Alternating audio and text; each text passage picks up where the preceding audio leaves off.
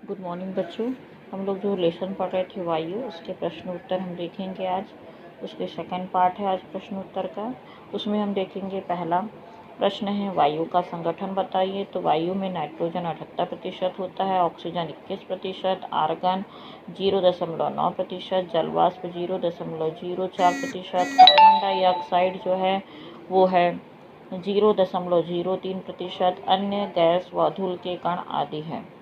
Oxygen बनाने की विधि का स्वच्छ नामांकित रेखा चित्र खींचकर विधि का वर्णन कीजिए। ठीक है, इसमें हम देखेंगे आवश्यक सामग्री। आवश्यक सामग्री में स्टैंड, गर्म करने का साधन, मोटे कांच की परख नली, निकास नली, टब, पानी, 2 परख नलियाँ, कार्क, रुई और पोटेशियम परमैंगनेट। अब देखेंगे विधि। मोटे कांच की परख नली में 2 से 3 ग्राम पोटेशियम परमैंगनेट लेना है। चित्र के अनुसार उपकरण को जमाइए। अब मोटे कांच की परख नली को गर्म करना है तथा निकलने वाले गैस को पानी से भरी उल्टी रखी परख नली में एकत्र कीजिए। पानी से भरे परख नली को तैयार करने के लिए एक परख नली को पानी से पूरा भरिए। अब उसके मुंह को अंगूठे से बंद करके परख नली को पानी से भरे टब में उल्टा खड़ा कर अपना अंगूठा हटा दीजिए। अंगूठा हटाने पर परख नली का पानी गिरे नहीं, यह ध्यान रखिए। जब परख नली में गैस भर जाए तब उसे हटा दीजिए। इस परख नली को ऐसे ही रहने दीजिए, जिससे हम कोई प्रयोग नहीं करेंगे, क्योंकि इसमें गैस के अलावा थोड़ी बहुत हवा होगी। अब एक और परख नली में बनने वाली गैस को एकत्रित कर कार्क लगा दीजिए। एकत्रित गैस ऑक्सीजन होगी।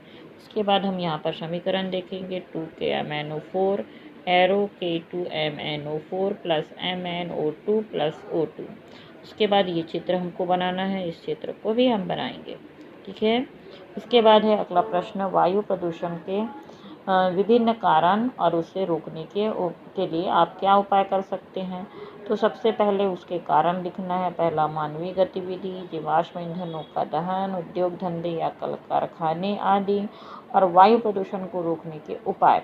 इसमें पहला उपाय है अधिक से अधिक वृक्ष लगाना, अपने आसपास के वृक्षों की देखभाल करना। फिर दूसरा का है फैक्ट्री की चिमनी की ऊंचाई बढ़ाना, जिससे कि प्रदूषित वायु निचले इलाकों में सीमित न रहे। कम मात्रा में प्रदूषक मुक्त हो, ऐसी व्यवस्था करना। वायु प्रदूषण को कम करने वाली आदतों को अपनाना। धूम्रपान रोकने की प्रवृत्ति को बढ़ावा देना। ऊर्जा उत्पादन के कम प्रदूषणकारी उपायों जैसे सौर ऊर्जा एवं पवन ऊर्जा का अधिकाधिक उपयोग करना।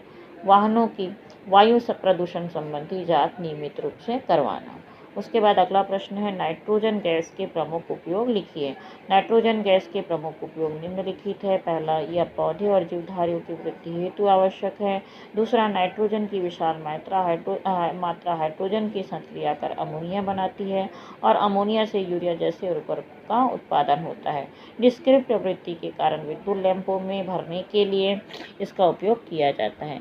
इसका उपयोग भंडारित भोज्य पदार्थों को तरोताज़ा बनाए रखने के लिए किया जाता है। पैकेट बंद जलपान सामग्री जैसे आलू चिप्स तथा बिना पके तथा तले भोजन के लिए तैयार खाद्य पदार्थों के पैकेट से यही गैस भरी जाती है। अम्ल वर्षा क्या है, यह हमारे लिए किस प्रकार हानिकारक है। वर्षा के दौरान वायुमंडल में पाए जाने वाली ऑक्सीजन व नाइट्रोजन के ऑक्साइड, सल्फर और नाइट्रोजन के ऑक्साइड खुलकर वर्षा के जल को सामान्य से अधिक अम्लीय बना देते हैं, जिसे अम्लीय या तेजाबी वर्षा कहते हैं। यह हमारे लिए निम्न प्रकार से हानिकारक है। पहला, अम्ल वर्षा के कारण पौधों के पत्ते पहले पीले पड़ जाते हैं और फिर नष्ट हो जाते हैं। दूसरा, अम्ल वर्षा मृदा तथा जंगलों को नुकसान पहुंचाती है। और तीसरा, इससे जल स्रोत भी प्रदूषित होते हैं, जिससे मछलियाँ की बहुत सी प्रजातियाँ विलुप्त हो रही है। यह मानवीय स्वास्थ्य के लिए भी हानिकारक है। चौथा, अम्ल वर्षा भवनों, मूर्तियों, विशेषकर पत्थर एवं संगमरमर से बनी वस्तुओं का क्षरण करती है, जैसे आगरा स्थित ताजमहल का क्षरण।